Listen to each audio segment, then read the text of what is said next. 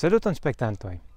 Mi staras hodiaŭ malantaŭ mia domo, en mia ĝardeno, kiu kutime dum ĉi tiu parto de la jaro suferas inundojn.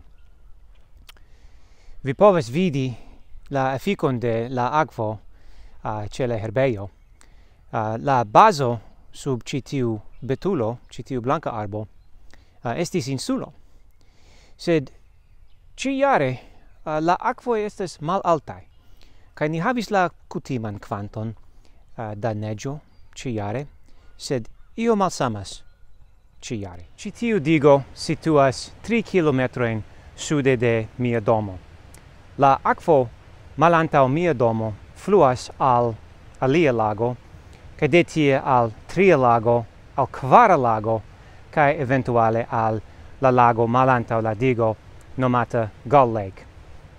Kaj dum multaj jardekoj sidis ĉi tie digo. En la komenco estis muelilo kaj la digo, la akvo ĉi tie turnis la radon de la muelilo.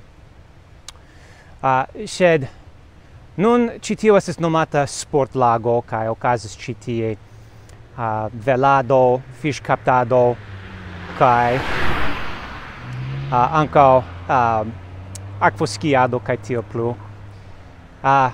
Kaj la digo kiu altigas la nivelon de la akvo ĉi tie estis malnova, kaduka, falonta, kaj oni rekonstruis la digon dum la vintro. Kaj por fari tion oni malaltigis la nivelon de la akvo en la lago, kaj pro tio ankaŭ la nivelo de la akvo malantaŭ mia domo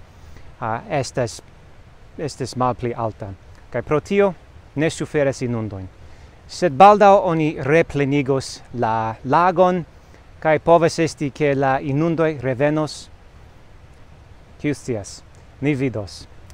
Ĉi tie digo de Gull Lake. Jen ĉio. Ĝis.